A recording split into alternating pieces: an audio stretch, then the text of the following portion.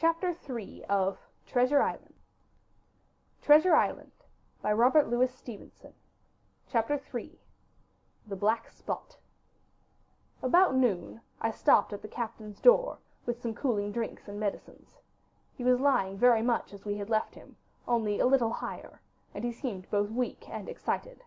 "Jim," said he, "you're the only one here that's worth anything, and you know I've always been good to you. Never a month but I've given you a silver fourpenny for yourself. And now you see, mate, I'm pretty low, and deserted by all. And Jim, you'll bring me one noggin of rum now, won't you, matey?" "The doctor," I began, but he broke in, cursing the doctor, in a feeble voice, but heartily. "Doctors is all swabs," he said. "And that doctor there, why, what do he know about seafaring men? I've been in places hot as pitch, and mates dropping round with yellow jack, and the blessed land a-heaving like the sea with earthquakes. What do the doctor know of lands like that? And I lived on rum, I tell you. It's been meat and drink, and man and wife to me. And if I'm not to have my rum now, I'm a poor old hulk on a lee shore. My blood'll be on you, Jim, and that doctor swab." And he ran on again for a while with curses. "Look, Jim, how my fingers fidges," he continued in the pleading tone. "I can't keep 'em still, not I.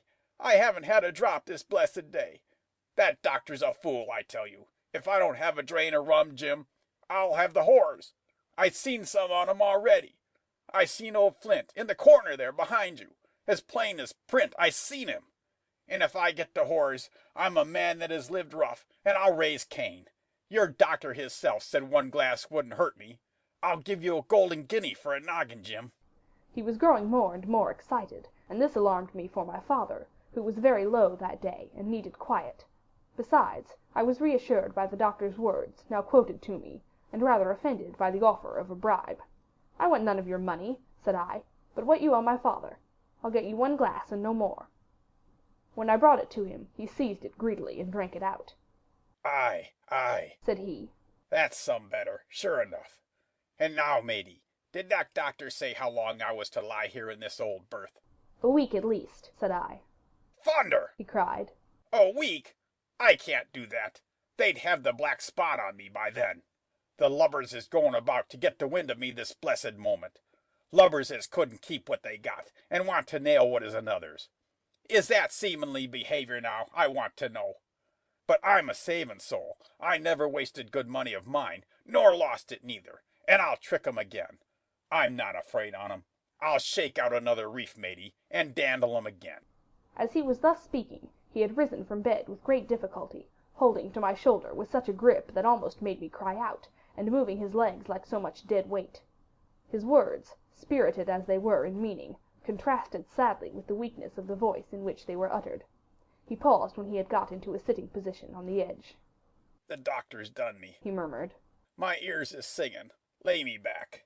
Before I could do much to help him, he had fallen back again to his former place, where he lay for a while silent.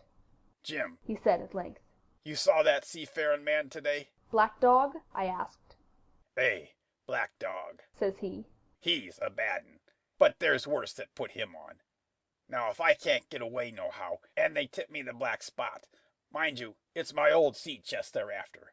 You get on a horse, you can, can't you? Well then, you get on a horse and go to, well, yes, I will, to that eternal doctor swab, and tell him to pipe all hands, magistrates and sich, and he'll lay 'em aboard at the Admiral Benbow, all old Flint's crew, man and boy, all on 'em that's left. I was first mate, I was, old Flint's first mate, and I'm the only one as knows the place.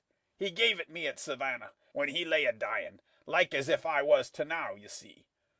But you won't peach unless they get the black spot on me, or unless you see that black dog again, or a seafaring man with one leg, Jim, him above all." "But what is the black spot, Captain?" I asked. "That's a summons, mate. I'll tell you if they get that. But you keep your weather eye open, Jim, and I'll share with you equals, upon my honor." He wandered a little longer, his voice growing weaker, but soon after I had given him his medicine, which he took like a child, with the remark, "If ever a seaman wanted drugs, it's me." He fell at last into a heavy, swoon-like sleep, in which I left him. What I should have done had all gone well, I do not know. Perhaps I should have told the whole story to the doctor, for I was in mortal fear lest the captain should repent of his confessions and make an end of me. But as things fell out, my poor father died quite suddenly that evening, which put all other matters on one side.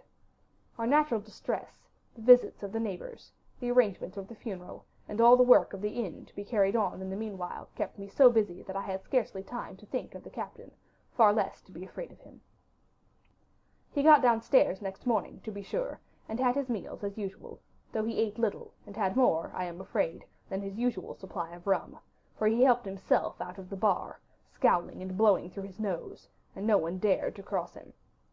On the night before the funeral he was as drunk as ever, and it was shocking, in that house of mourning, to hear him singing away at his ugly old sea-song. But, weak as he was, we were all in the fear of death for him, and the doctor was suddenly taken up with a case many miles away, and was never near the house after my father's death. I have said the captain was weak, and indeed he seemed rather to grow weaker than to regain his strength. He clambered up and down stairs, and went from the parlour to the bar and back again, and sometimes put his nose out of doors to smell the sea, holding on to the walls as he went for support, and breathing hard and fast, like a man on a steep mountain. He never particularly addressed me, and it is my belief he had as good as forgotten his confidences, but his temper was more flighty, and, allowing for his bodily weakness, more violent than ever. He had an alarming way now, when he was drunk, of drawing his cutlass and laying it bare before him on the table. But with all that, he minded people less, and seemed shut up in his own thoughts, and rather wandering. Once, for instance, to our extreme wonder, he piped up to a different air, a kind of country love song that he must have learned in his youth, before he had begun to follow the sea. So things passed until, the day after the funeral, and about 3 o'clock of a bitter, foggy, frosty afternoon, I was standing at the door for a moment, full of sad thoughts about my father, when I saw someone drawing slowly near along the road. He was plainly blind, for he tapped before him with a stick, and wore a great green shade over his eyes and nose, and he was hunched, as if with age or weakness, and wore a huge old tattered sea-cloak, with a hood that made him appear positively deformed. I never saw in my life a more dreadful-looking figure. He stopped a little from the inn, and, raising his voice in an odd sing-song, addressed the air in front of him. "Will any kind friend inform a poor blind man, who has lost the precious sight of his eyes in the gracious defence of his native country, England, and God bless King George, where or in what part of the country he may now be?" "You are at the Admiral Benbow, Black Hill Cove, my good man," said I. "I hear a voice," said he. "a young voice. Will you give me your hand, my kind young friend, and lead me in?" I held out my hand, and the horrible, soft-spoken, eyeless creature gripped it in a moment like a vice. I was so much startled that I struggled to withdraw, but the blind man pulled me close up to him with a single action of his arm. "Now, boy," he said, "take me into the captain." "Sir," said I, "upon my word I dare not." "Ah," he sneered. "That's it. Take me in straight, or I'll break your arm." And he gave it, as he spoke, a wrench that made me cry out. "Sir," said I, "it is for yourself I mean. The captain is not what he used to be. He sits with a drawn cutlass. Another gentleman—" "Come now, march," interrupted he, and I never heard a voice so cruel and cold and ugly as that blind man's. It cowed me more than the pain, and I began to obey him at once, walking straight in at the door and towards the parlour, where our sick old buccaneer was sitting, dazed with rum. The blind man clung close to me, holding me in one iron fist, and leaning almost more of his weight on me than I could carry. "Now lead me straight up to him, and when I'm in view, cry out, 'Here's a friend for you, Bill.' If you don't, I'll do this." And with that he gave me a twitch that I thought would have made me faint. Between this and that I was so utterly terrified of the blind beggar that I forgot my terror of the captain, and as I opened the parlour door, cried out the words he had ordered in a trembling voice. The poor captain raised his eyes, and at one look the rum went out of him, and left him staring sober. The expression of his face was not so much of terror as of mortal sickness. He made a movement to rise, but I do not believe he had enough force left in his body.